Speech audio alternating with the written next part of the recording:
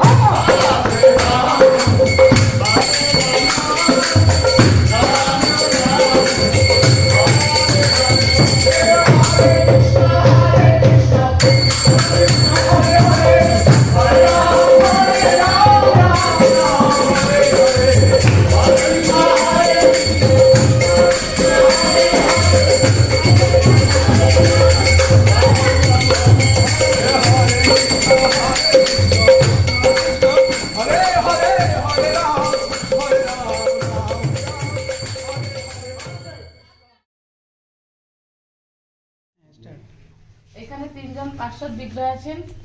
ছোট রাধা গোবিন্দ শিবানন্দ সেনের, মাঝখানে রাধা গোপীনাথ সারঙ্গরাজ ঠাকুরের, বড় রাধা মদন গোপাল বাসুদেব দত্ত ঠাকুরের। এদিকে গৌর গদাধর ভক্তি সিদ্ধান্ত সরস্বতী প্রভুপাদ যখন প্রথমে নবদ্বীপ পরিক্রমা শুরু করেছিলেন এই বিগ্রহকে হাতের উপরে বসে পরিক্রমা শুরু করেছিলেন। তারপরে ভক্তি প্রসাদ পরিবেশন ঠাকুর এখানে সেবা করেছিলেন। এই সামনে যে গাছ আছে এই সিদ্ধ বকুল, এই গাছটা যুগ যুগ থেকে ছিল। যখন সত্যযুগে হনুমান তপস্যা করছিলেন তখন এই গাছ ছিল। ত্রেতা যুগে যখন রামচন্দ্র এসেছিলেন তখন এই গাছ ছিল, রামচন্দ্র এখানে বিশ্রাম করেছেন। দ্বাপর যুগে পঞ্চপাণ্ডব যখন বনবাসে এখানে বিশ্রাম করছিলেন তখন এই গাছ ছিল। কলিতে এই গোপীনাথকে নিয়ে সারাং ঠাকুর এখানে ভোজন করেছিলেন, তখন এই গাছটা অপ্রকট হয়ে গেল। মহাপ্রভু বললেন, বাবা গাছটা তো অপ্রকট হয়ে গেল, তুমি কিরকম ভোজন করবো? গাছের বয়স হয়ে গেছে, উনি চলে গেলে আমি তো কিছু করতে পারবো না। মহাপ্রভু কি করলেন না, ঠাকুরকে নিয়ে তুমি এখানে ভোজন করছো, গাছটাকে আমি জিতে দেবো না। মহাপ্রভু গাছটাকে জড়িয়ে রেখে তারপরে 520-22 বছর হলে গাছটা আবার জীবিত আছে। এই সিদ্ধ বকুল গাছটা পুরো ফাঁপা, ভিতরে কিচ্ছু নেই। এই গাছের ভিতরে একটা অজগর সাপ ছিল। ওই সাপটা প্রতিদিনই মানে মহাপ্রভুর সময় প্রতিদিন সকালে আসে, মঙ্গল আরতি দর্শন করে, সন্ধ্যা আরতি দর্শন করে। বাবা নিজে সারং বাবা আর তার শিষ্য ছিলেন মুরার বাবা, তার গৌদ্রে বসে দুধ খেতে দেয়, দুধ খেয়ে আবার ভিতরে ঢুকে যায়। যখন উনি প্রাপ্তি হয়ে গেলেন তখন সাপই প্রাপ্তি হলেন। নিতাই পাদ কামলা কোটি চন্দ্রা সুশীতলা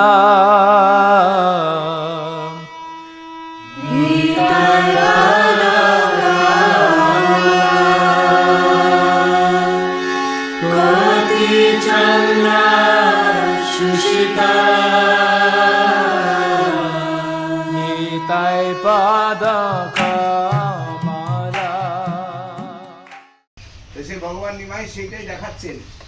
তিনি স্বয়ং চুপ করে বসে বিদ্যা লাভ করছিলেন, করেই যাচ্ছেন এক মনে। উনারই বন্ধু শ্রীরাম, শ্রীবাসীর ছোট ভাই, উনি পড়েও মনে রাখতে পারছেন না, শুনেও মনে রাখতে পারছেন না। আর রোজ ওই যে বকুনি খাচ্ছেন, গুরুজি বকছেন, মিথ্যাঘাত সইছেন, রোদ্রে দাঁড়া করে দিচ্ছেন।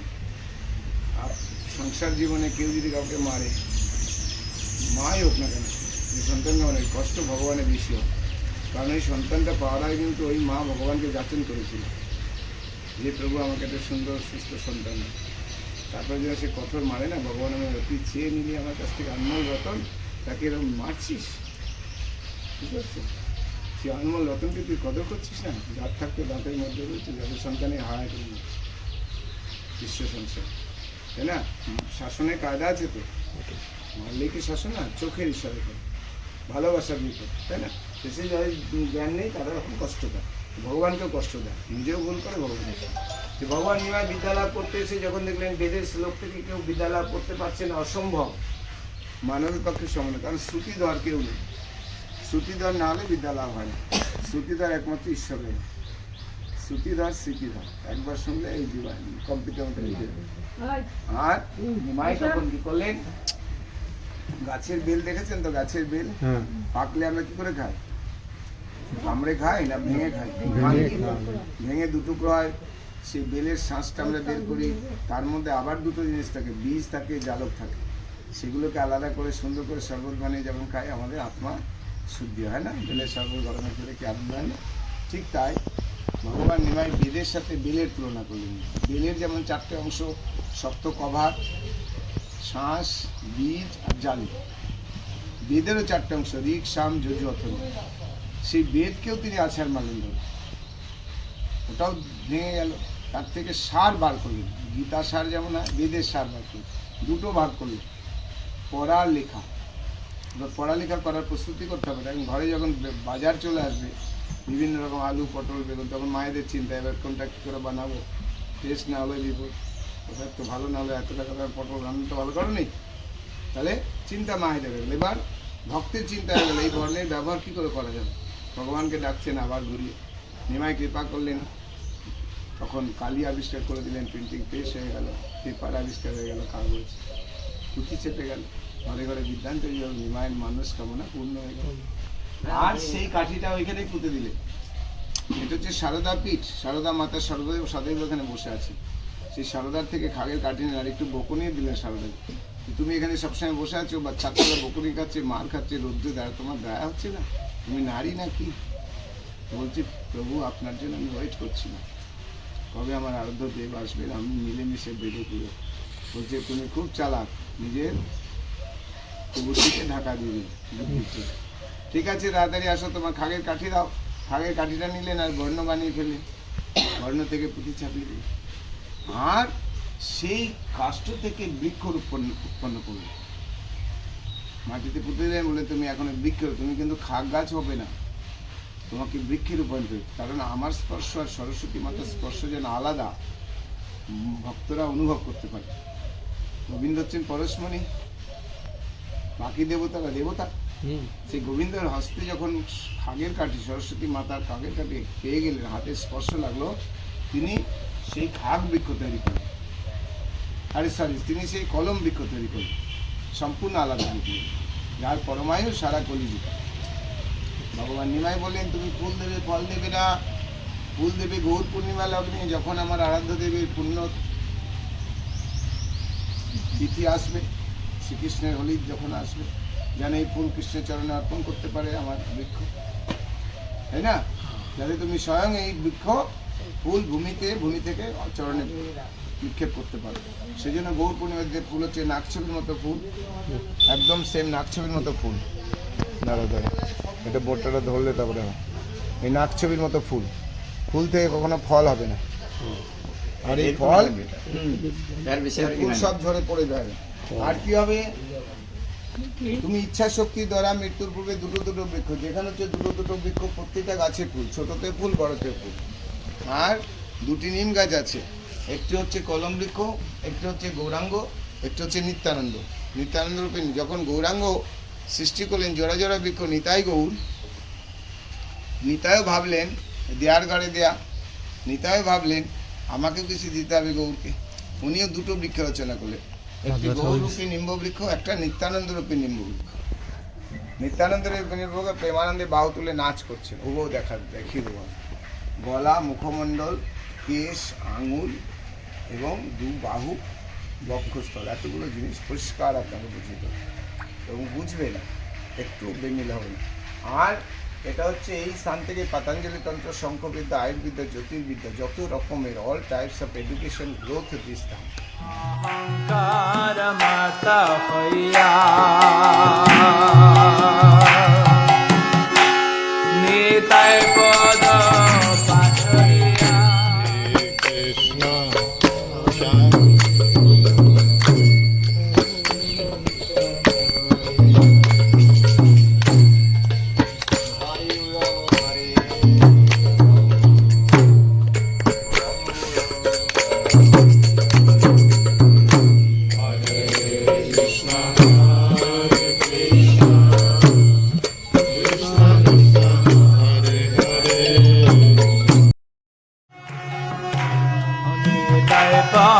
कमला घोति चंद्र सुशीतला